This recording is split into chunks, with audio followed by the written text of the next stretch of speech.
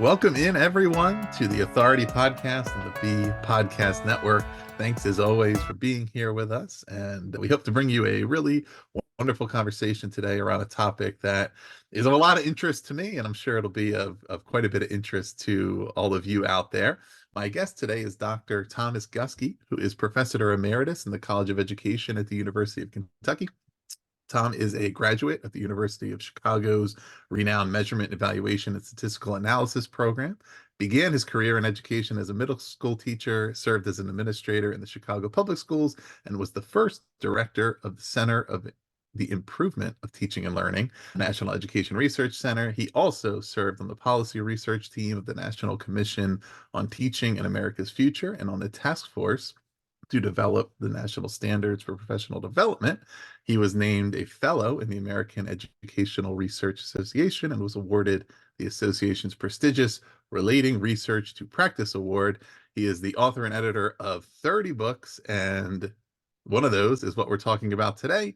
It is called Engaging Parents and Families in Grading Reforms, published by Corwin. Tom, welcome to the show. Thanks, Ross. It's really my pleasure to be with you today.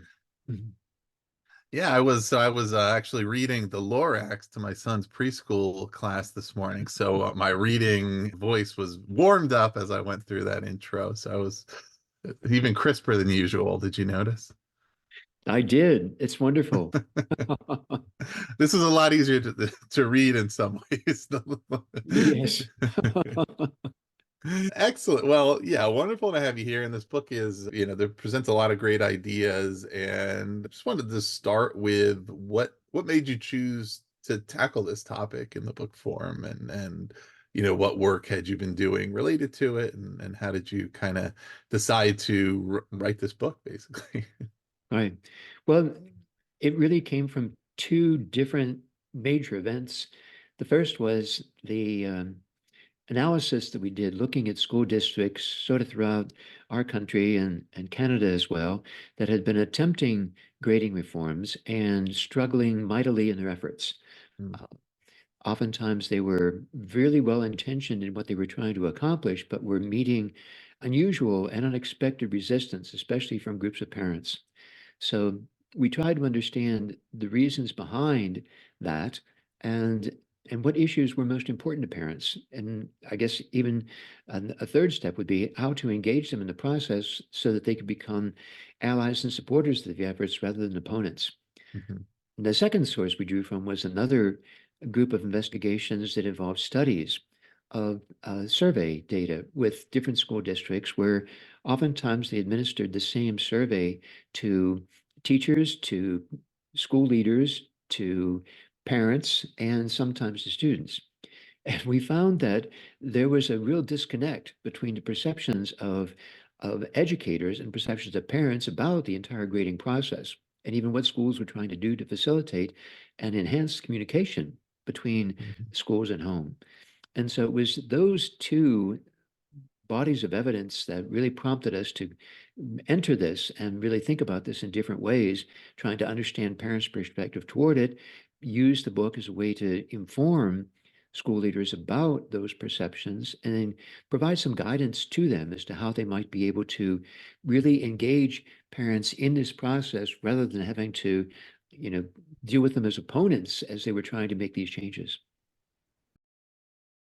Excellent. And in my experience of it, I would probably classify grading as a whole, and as a concept, as sort of small c controversial. It's the kind of thing, there's I think a lot of pockets of groups within the education profession and within other stakeholder groups that are discontented with the way it's traditionally maybe applied and used, but it hasn't necessarily ever quite gotten to the top of the priority sheet in the overall debates that are happening around the most critical reforms. But of course, you're addressing that here.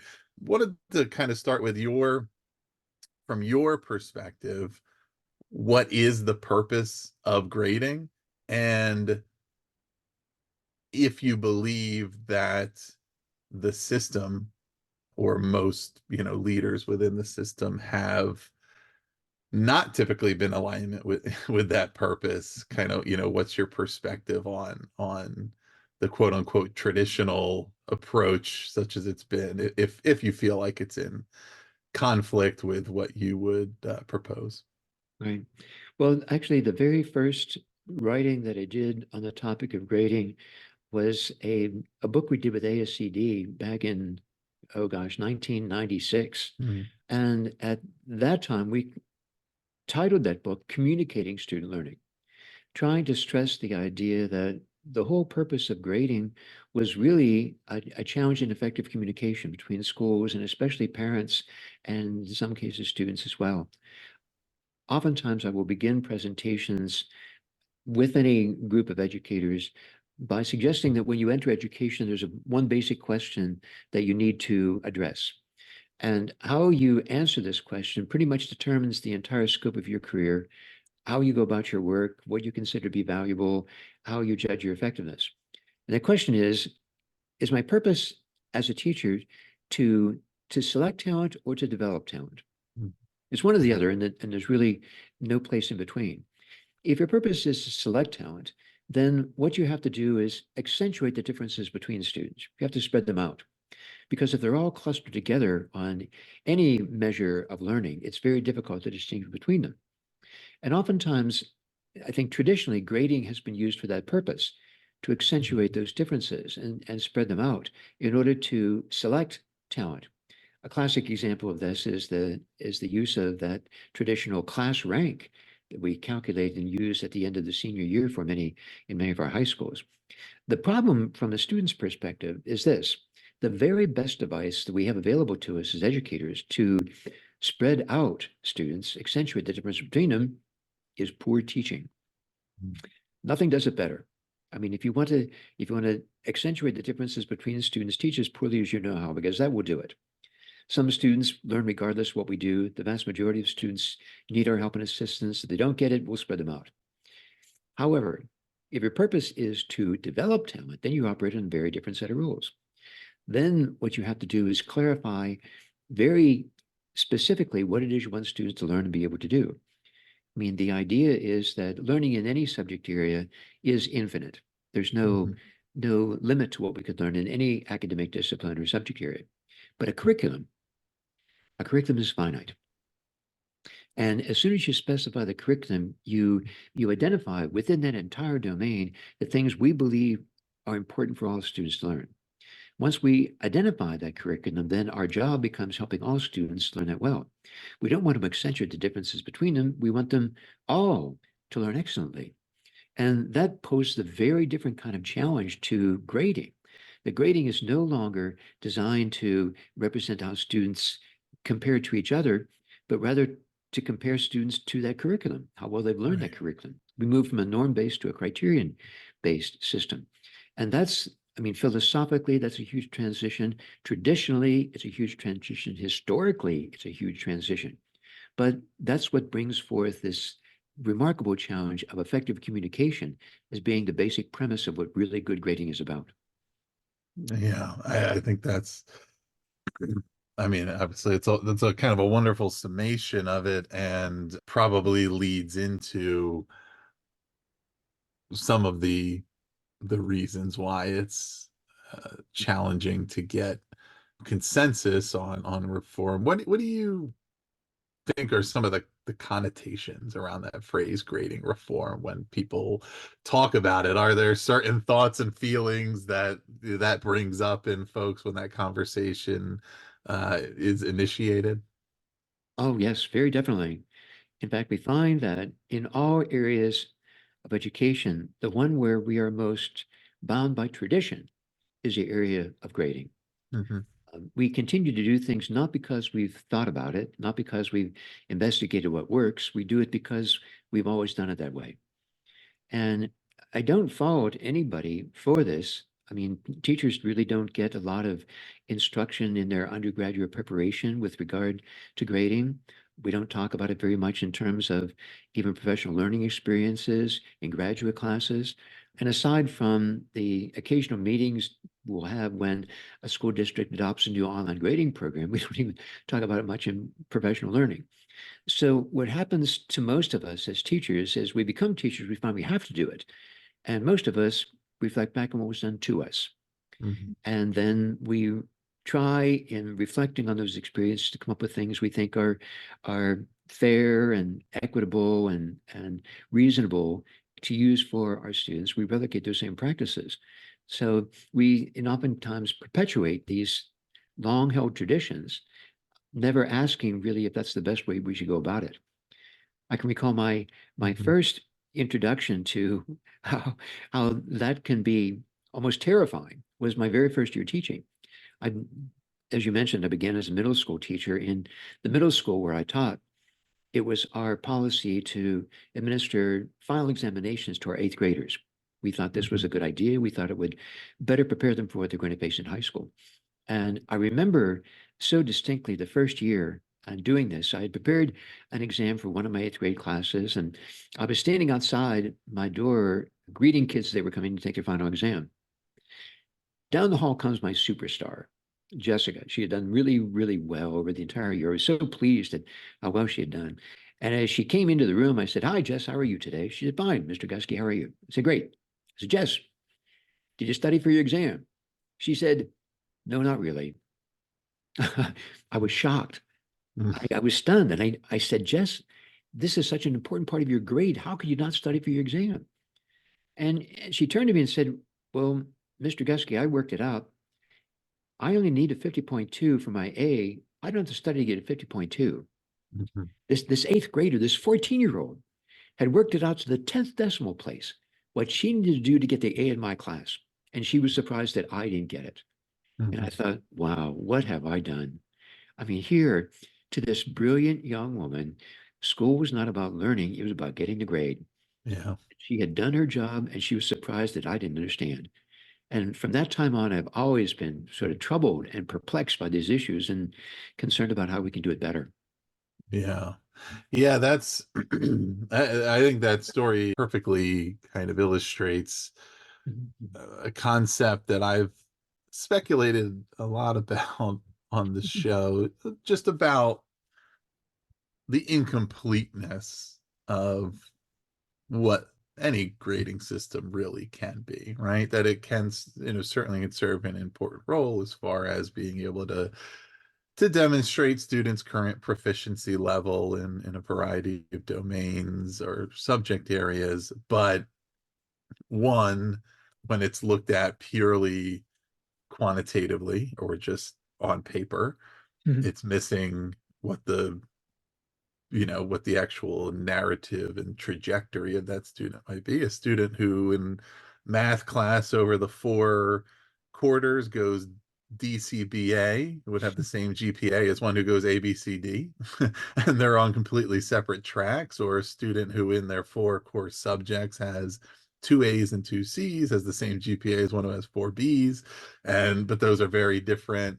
But also, one of the biggest things to me relevant to that student is in the real world, right? There is no there is no 100%. There's no limit to how Mhm. much you can know about a certain subject. Mhm. So a lot of times, right, if the students come to believe, well, I'm basically guaranteed to get this point, so I don't need to continue applying myself. And because the grade is the thing that's paramount over everything else, if that's a student maybe that really is passionate about that subject or has great aptitude and could do great things, right? The motivation isn't there to keep doing their best, because it doesn't matter if I get 100 or a 51 on this last assessment. An A is an A. And I guess that's part of at the high end, right? Where, of course, I think a lot of the issues with the grading system on the other end of the scale are probably more commonly discussed about the fact that they are, when they're ranking and sorting students, and some students who are being categorized as less capable, the damage that does to them. But there's damage at the other end too. So it's like, okay, it's great. It's great to know where you are right now, A, B, C, D, but there's a lot of other factors to kind of really get a better understanding of what that student is currently as a learner, where they might be headed, what would best support them, and so on. Yeah, no, that's absolutely true. I mean, my advisor in graduate school, the chair of my doctoral dissertation, was Benjamin Bloom. Hmm. And Bloom was perhaps best known for his work in the 1950s on developing Bloom's taxonomy of educational Hmm. objectives, the cognitive domain. But it was in the latter part of his career that I think he did the most important work, which was where he really turned to learning dimensions and what it is that contributes to learning of students. And he advocated, wow, in the 1960s, early 1970s, this notion that all students can learn excellently. Hmm. And I know that that was really stunning at the time, and really challenging, but it was his notion was, just as I suggested before, learning in any subject area is infinite, but a curriculum is finite. And as soon as we specify the curriculum, it becomes our job to make sure that all students learn that excellently. I mean, no one would put something in a curriculum we would expect some students not to be able to learn. It just Hmm. doesn't make sense. And so if it's a part of our curriculum, what we did in developing that curriculum was to indicate these are the things we believe all students should learn excellently. Then our job becomes having everything possible happen in the classrooms to ensure that that takes place. Now it does, again, go against the tradition of this selection aspect where we think that grades should follow this sort of normal curve distribution Hmm. and that we don't want all students to learn excellently. And that's the case if you're using it for selection process. And selection was a part of our education system for a long time. We never expected everybody to do excellently in school. But we've changed. We are no longer an industrial society, we're an information society. And there's a critical knowledge base that is really essential for all people to have. And that's what we try to identify in our curriculum. And our job becomes, what can we do instructionally to ensure that all students learn that really, really well? If all students get all A's, then we've done our job. But we can defend that too, because the A means something. Hmm. And one of the reasons for writing this book is that when we ask parents about their concerns, parents never question a school's curriculum. They never question the rigor of it. Now, there are some contentious elements out there today where people are questioning what elements should be a part of the curriculum, especially having to do with issues of equity and gender and racial equity and things like that. But the idea is that once we identify that curriculum, we want all students to learn it well, not just some, but all. And so if we insist that grading represents how well they've learned it, our goal should be to have all students get the highest grade possible. Yeah. D- So when it comes to grading practices, or the reality of grades, and what they are, and what schools need to be able to do to communicate that to parents and families, what are the things families want to know? Well, it's again, families are steeped in these traditions, and a lot of parents understand grading based upon what they experienced in school. Hmm. So one of the questions that parents often ask of teachers is, how is my kid doing compared to everybody else in the class? Hmm. And it's really important that we help parents understand that we're just not thinking about it that way anymore, that we want to describe your child's progress in terms of our curriculum. Now, we can have good and thoughtful discussions about the rigor of that curriculum. Are we expecting enough? Are we expecting the right things for your child? But the question that we're addressing in grading is really how well your child does in terms of those learning expectations for this course or this particular grade level.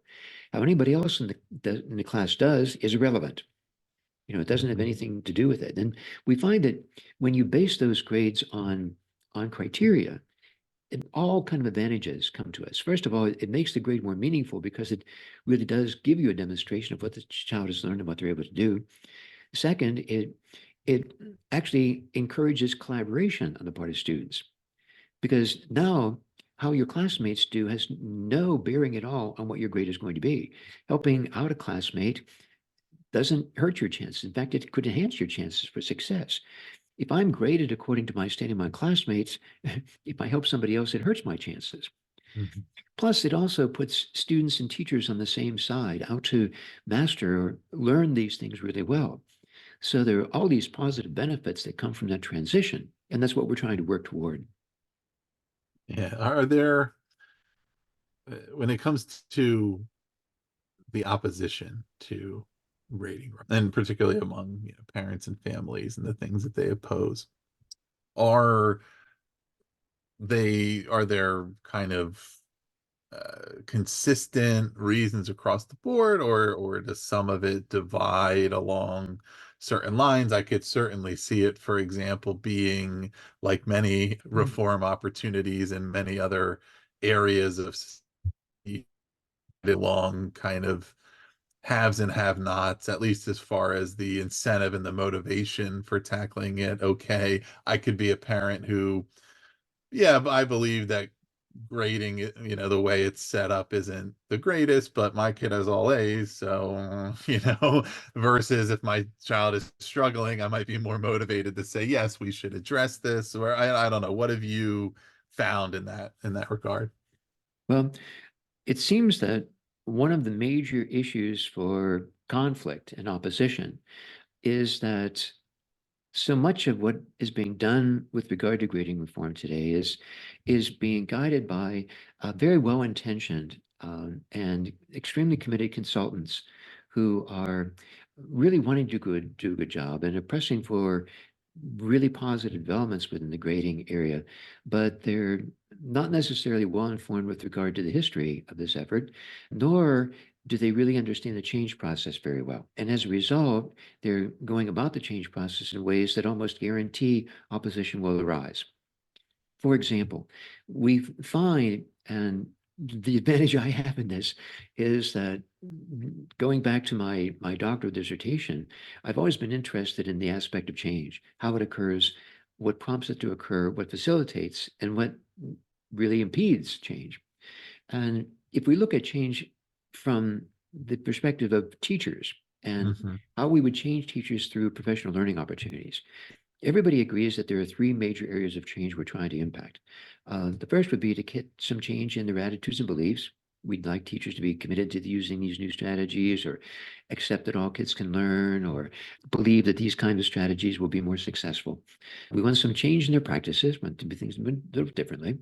And want some change in student learning, want to get some results. Everybody agrees on those three areas. The question I posed some years ago was, in what order do those changes occur? Hmm.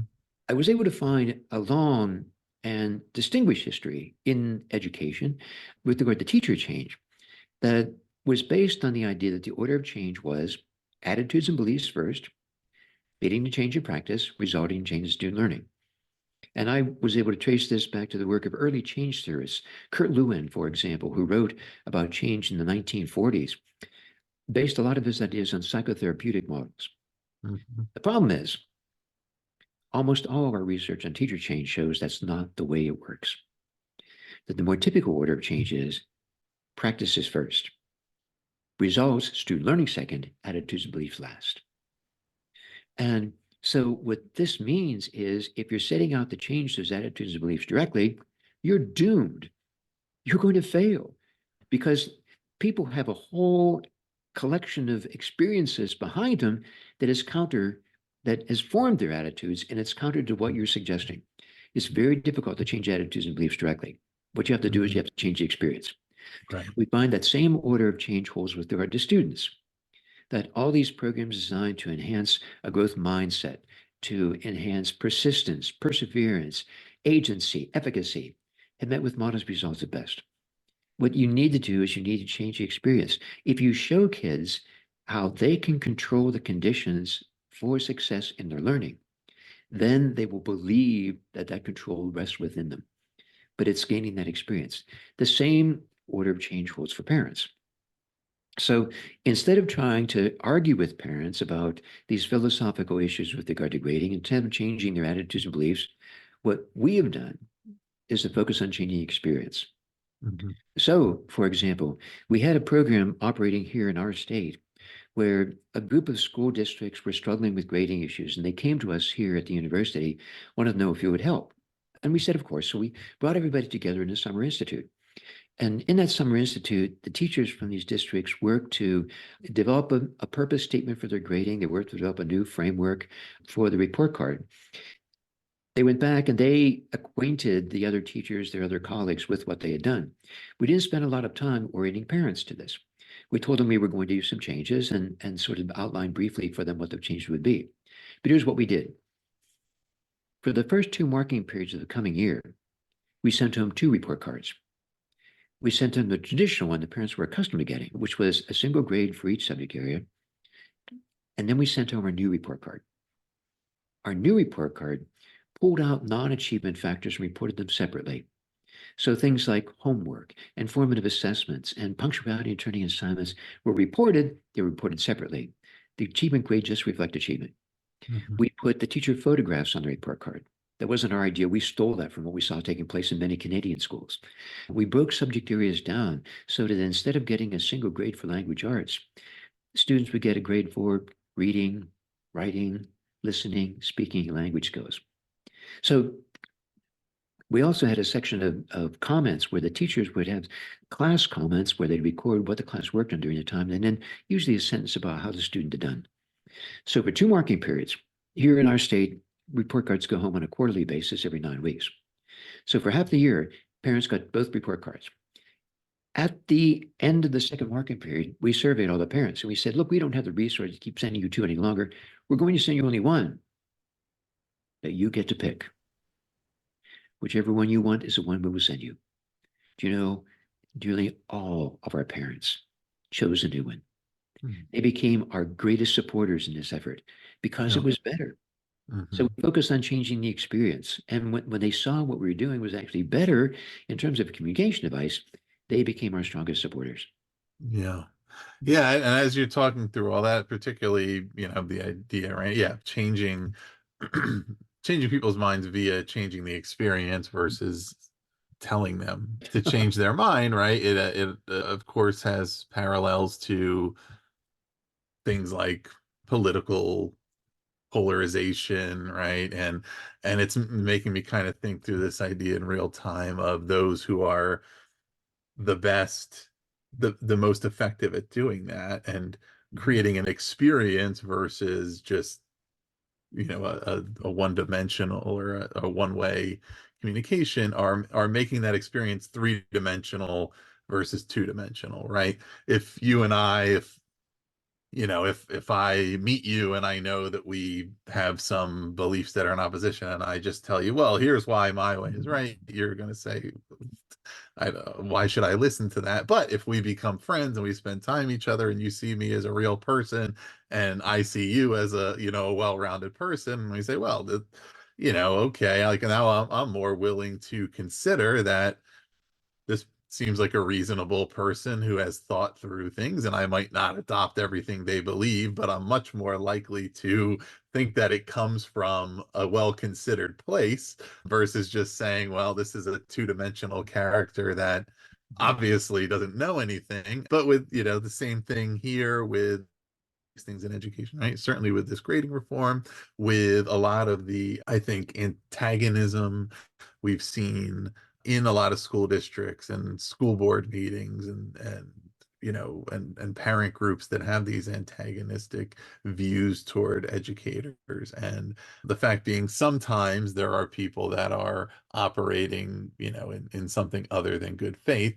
But sometimes what it illustrates is, yeah, the school systems have to do a better job of that outreach and that engagement and of not just telling them teachers are the experts or teachers really care about kids, but we need to get to know one another so you can see that in me and see me as a person who cares, not just as a title or a name on a report card, right? Even what you said about just the pictures, something as simple as saying, I can see this person's face. I could see them as a person I might run into at the grocery store, a person in my community.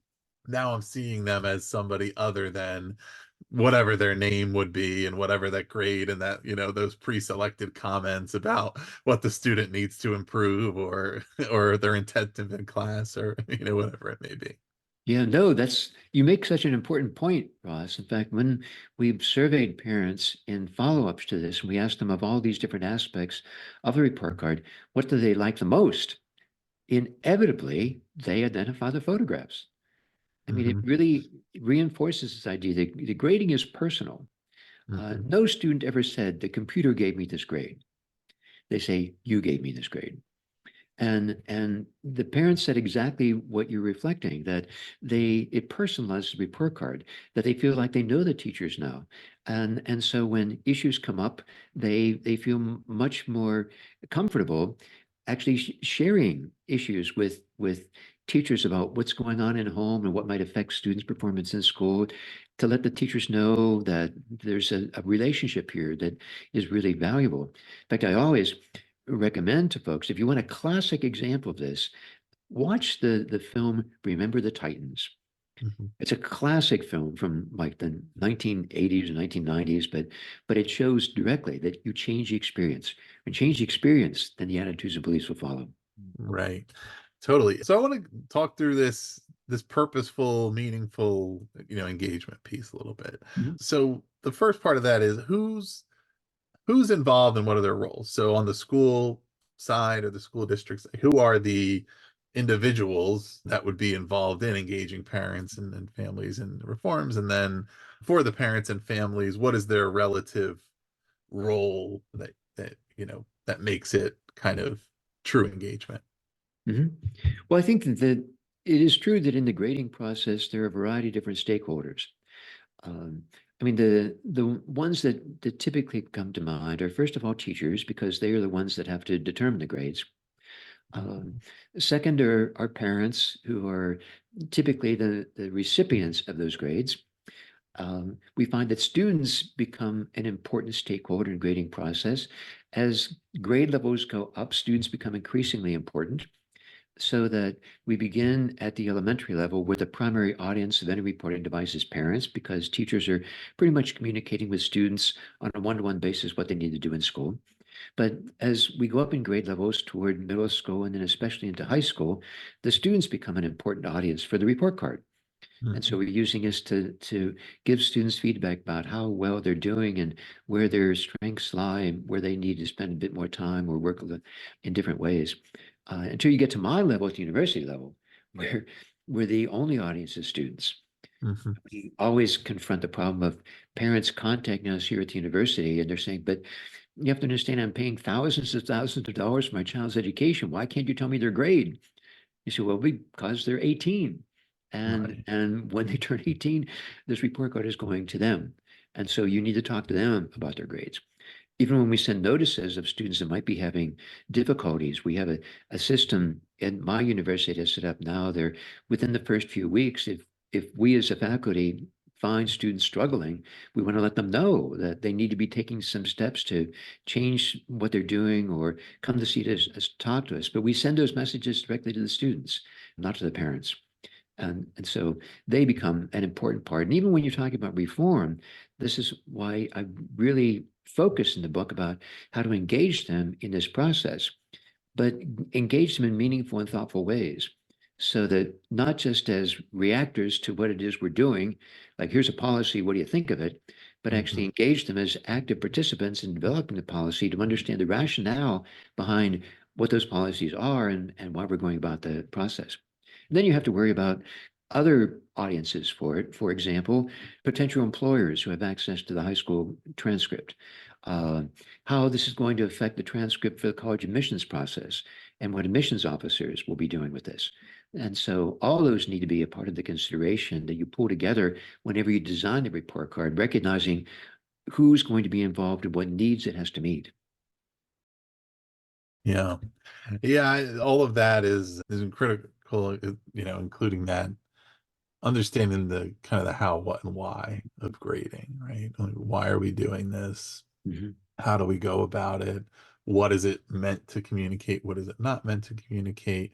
But also within the context of this high pressure, high stakes, world that we've created where, I've seen examples where a second grader gets a progress report, not even a report card or a grade that says, oh, you started, oh, the child is here, and it's meant to be a positive. And what the parents are fixated on is, does this go on my child's permanent record? Right. And it's, seems extreme, and yet with the competition between, private schools, positioning yourself to get to the university, it's not it's not ridiculous, right? But so, and that's one of the things to tackle. But what do some of those conversations look like when they work to kind of change the perspective on going even all the way back to the beginning, right? Of, is this about selecting talent or developing it, and changing the perspectives of either this is something that's traditionally always been misunderstood about grading, or this is something that's traditionally been done wrong, and we're going to do it differently now. How do we kind of communicate that and have productive conversations there? Right. Yeah, that's such a critical issue. In fact, we find that when we talk about grades, we spoke before about how we need to ensure that the grades reflect learning criteria. But the challenge doesn't stop there, because there are three different types of criteria that teachers employ. And we've divided those into what we call product, process, and progress. So product criteria are common demonstrations of learning. You don't worry about how they got there. You worry what they've learned and what they're able to do. Process criteria are behaviors that actually enable learning rather than represent learning themselves. So, for example, if you count homework, you're grading in terms of process. If you count formative assessments, if you count class participation, all those are really process criteria. Mhm. And finally, we have progress. With progress, you worry not where they are, but how far they've come. Sometimes referred to as improvement grading or value added grading. Mhm. Now, all three are important, but all three are distinct. What gets us into trouble is when we combine those into a single grade, because then it becomes impossible to interpret. It's just as you said earlier, if we combine those, then the highly responsible low achiever gets a grade of C, the irresponsible high achiever gets a grade of C, but they miscommunicate about both. Mhm. So the thing we're really pressing for is to really move away from a single grade to multiple grades and report those process elements separately, pull them out. Now, this has also become very contentious in grading reform efforts across the country, because many people that are working on what they call grading for equity are really advocating pull those things out of the achievement grade. And then you have an achievement grade that really reflects more of what students have learned and are able to do. And they recommend pulling those out because many times these process elements are influenced by factors over which the students don't have control. Mhm. And so it does become an equity issue. Perhaps they come from a home where there's no quiet place from them for them to do the homework, or as soon as they get home, they're required to take on childcare responsibilities for younger siblings. Now, so that's a right direction to move into. The problem is, as soon as you say to a student, homework is not a part of your grade anymore, they're not going to do homework. Right. And a lot of the equity advocates stress, well, we need to help students understand this is for practice. You need practice to perform well. I say, I go along with you on that. But have you talked to a 14-year-old? Do you know what they're like? Do you know what a 16-year-old is like and what their life is like? As soon as you tell them it doesn't count, they won't do it. Right. And so what we've been advocating now for decades is you pull that out achievement grade, but report it separately on the report card and also on the transcript. Mm. It's got to be carried over both. Now, I know that sounds relatively novel, and it would be unusual for most schools here in the United States.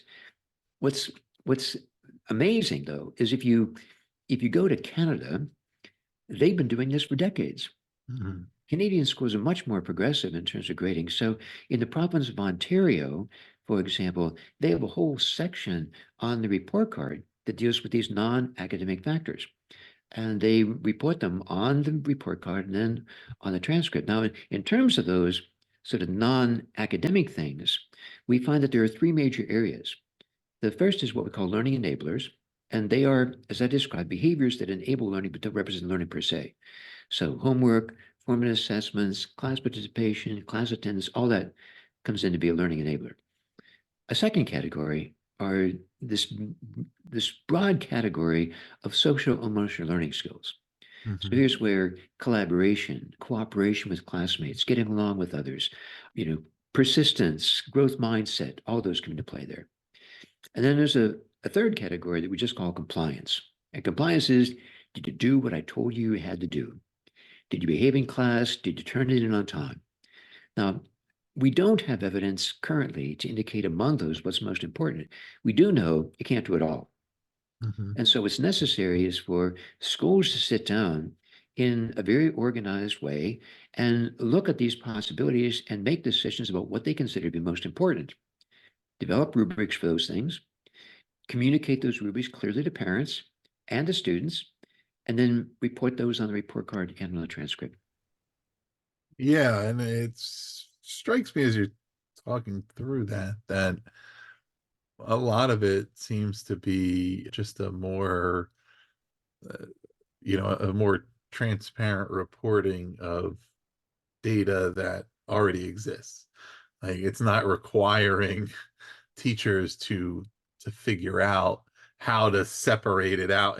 That's already there, and then it's getting combined and then there's a variety of combinations that are happening, right? If you just think about a student's high school years of 4 years, if all the different factors that factor into their grade in one class are getting combined into one grade, and then the one grade in each class is getting combined with all the grades in every other class, and then the GPA from this year is getting combined with the next year, until at the end we just have one number that doesn't tell a lot. And you know I mean, certainly makes it harder to uh, yes, there's things like class rank within a school, but very hard to, I think, get much of a really meaningful representation of students' preparedness for new opportunities, and when within the context of what school they're in versus another school. We certainly see some instances of parents and students being motivated by things other than just the number grade, right? Oh, if I can go to the local public school, that's totally fine, but it's not highly rated, and I can end up with a 3.9 or something, or I can get into the more exclusive, prestigious private school, and there I'll probably end up with a 3.3 or something like that. My grades won't be as good. It's harder to, but I know I'll have more opportunities coming out of there. But how do we, how do we even compare, right? And certainly as far as knowing, what are the competencies and skills and dispositions that we're prioritizing, and demonstrating how some of these students are very serious about their learning and committed, and they're dealing with a variety of challenges, right, within their life. Uh, we could get a much clearer picture of that versus just the one who doesn't have all of those things going on, and it's just relatively easier to show up and do the work and end up with a fine grade, and that could be a good student too. But it doesn't have, coming when everything is either or, it really does uh hamstring efforts at doing it better. You do. Well, and you make such an important point. I know when I first saw these models in Canadian schools, my question to them was, this looks great, but it looks like so much extra work. And they turned back to me and said exactly what you suggested. They said it's easier than what you silly people do in the States. They said, we collect the same information as you, we just don't worry about combining it to the end. So all those arguments and all those fights you have about how you weight stuff, we don't deal with it. We keep it separate. The teachers there love it because they find kids take these non-achievement factors more seriously when they're reported separately. Right. They also like it because if a parent questions them on an achievement grade, all they do is say, well, look over here. Maybe if your child started participating more in class, or maybe if they started doing the homework more regularly, the achievement grade would go up. Parents like it because it can profile the performance of their kids in meaningful ways. The college universities love it because, again, all those are reported on the transcript itself. So if you're an admissions officer, uh, you can see a difference between the straight A student who got there through diligence and hard work and the straight A student that got there without even trying. You know, Right. they are really distinct. And then actually on my website, I include reports of admissions officers that have been asked specifically about this. There's a center at the University of Southern California that studies the college admissions process and enrollment. And their executive director, Jerome Lucida, was asked about this. And his response was, if you think about the college admissions process, the only place in the admissions portfolio that admissions people have those kinds of evidence are in letters of recommendation. Mm-hmm. That if you can give this to us in a reasonable, thoughtful, easy to read format, it's really going to be welcomed. So they were very positive about this whole process overall.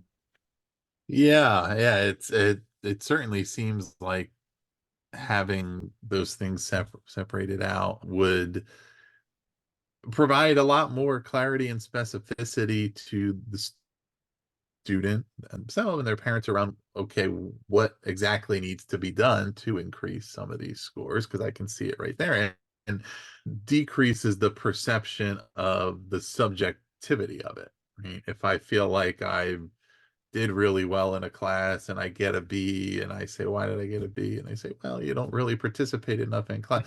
That just sounds totally subjective. And that feeds into that language and that mindset of the teacher gave me this grade Right. versus this is the grade I earned through the work that I did, or that there, when you can see it broken into the different domains to say there's clear, and they're each important in their own right. And if you're totally not participating in this area, it doesn't mean that your grade over here is invalidated, but it just means that we're it's all important. That we're not just going to sweep one thing under the rug because the other thing is fine, and vice versa. But it, yeah, that certainly is kind of resonating with me, and I think you even used that phrase earlier, right? This is the grade they gave me, and it does sound like, okay, well, we have these three kids and their test scores are all equal or whatever, but this one raises their hand, this one doesn't, this one sleeps in class. So, or, well, well, they both sort of engage, but this one engages better, right? And if that's not really the way it is, then we shouldn't let people believe that. Right. Well, it gets back to your point, which is also so critical, the idea of clarity and transparency. Mhm. Reporting these things separately aids that process, but there need to be very clear rubrics established to what they mean. So that if a parent comes to a teacher and says, you gave my kid a 2 in collaboration, how can you get a 4? The teacher can Mhm. say, this is what level 4 collaboration looks like. Here's an Right. example of level 4. This is what we're looking for to give level 4. So it's that transparency and that clarity that really brings parents into the process, because now it's not guesswork. The kids don't have to play this game of trying to figure out what the teacher thinks is important. It's clear, it's transparent, it's obvious, it's meaningful. And to bring that to the grading process really does enhance what we're trying to use it for, which is primarily a communication tool. Right. It's like if you were trying to understand your net worth by just looking at the one number and saying, well, I make a good income and I feel like I've saved money. Like, why is this not well, it's because you have this huge debt over here. So if you pay that off, then that's going to contribute those kind of things. And it makes it just much more practical. Tom, as we're coming kind of to the end here, there's one final kind of questions I want to tie this together with, which is when a district engages in this process, what are the goals? What are they hoping the outcomes will be once it's done successfully? Okay. Well, I always stress that effective grading is much more a challenge in effective communication than it Hmm. is documenting and quantifying achievement. I mean, computerized grading programs can do the quantifying part, but it's the communication aspect of it. And if parents and families and students don't understand the information we're communicating and how that information was derived, then we lose. It Hmm. doesn't serve that purpose any longer. So that's why one of the first steps that we always engage educators in is developing a purpose statement for grading. Be really clear about what that is. Because once you get the purpose statement, then you can turn to all your policies and practices and see if they align with it. I mean, so for example, many schools, when they develop their purpose statement, say that they want the grade to represent what students have learned and were able to do at this time, Hmm. or they want it to represent what students have learned and are able to do as far as mastering these particular standards currently. Well, as soon as you do that, as soon as you say you want the grade to represent their current level of achievement or what they know at this time, you got to throw out averaging. Hmm. Because what it says is we don't care where you were at the start of the marking period. We care a lot about where you are right now. Right. And that is often shocking. I do that in my classes, and my students are shocked when I say to them, look, here's the deal. Do better on the final than you did in the midterm. I throw out the midterm. Why not? I mean, why, if you can come back and show me at the end you've got it, what does it matter that you didn't have it halfway through? Hmm. But it all begins with having that purpose statement. And Yeah. so that seems to be the first necessary step. When districts contact me with their problems, the first question I always ask is, what's your purpose statement? And if they can tell me that purpose statement, then we can reflect on these policies and practices and see if they align with it. And if they don't, how can we adjust them accordingly? And here's Yeah. where parents can become your strongest supporters because the purpose is clear and they understand the rationale behind policies and practices because it's in line with that purpose. And so that's where you gain their support and you gain their understanding along with them being allies in the process of moving ahead to develop a more effective communication tool. Excellent. Yeah. Part of the communication piece feels like if a parent receives a report card or any kind of communication from the school, if it kind of hits 3 points, I'm happy to receive this. Mhm. I know what it says and I know what to do with it. I know what to do with this information, right? That's a good place to be in. And the work to get there is a little more comprehensive, but ultimately I think most students and parents would agree that when they understand what it is and they have clarity on it and they're getting more transparent, more consistent information, right? I have a much more pleased about receiving that because I don't just have in my mind that I'm only getting bad news or I'm only getting a bunch of stuff that doesn't make any sense to me. And to the point of effective grades, if the grades aren't where we want them to be, I know what I need to do to get them where I do versus just saying, well, these just aren't good. And what does that mean? So of course, there's a lot of great stuff here. The book goes into much more detail than we could discuss here. So listeners, if you're interested, check that out. You can find the book Engaging Parents and Families in Grading Reforms from Corwin, wherever you get your books. You can learn more at Tom's website, which is tguskey.com. Tom, anything else listeners should check out? Any other resources or anything else you're working on? No, I think we've covered all the bases, Ross. I really appreciate it. There are on the website, if they go to resources, they can click on articles, a lot of articles, shorter articles on these topics. Also have the opportunity to write a regular blog for Education Week, where we've covered many grading issues. They can gain access to that there as well. Excellent. Check all that out, folks. We'll put the links below to the different websites where you can find more information about the book and about other resources. If you're not already, please do also subscribe to The Authority for more author interviews like this one coming your way every week. And with that in mind, we'll see you next week. Thanks again, Tom. Thanks, Russ. My pleasure.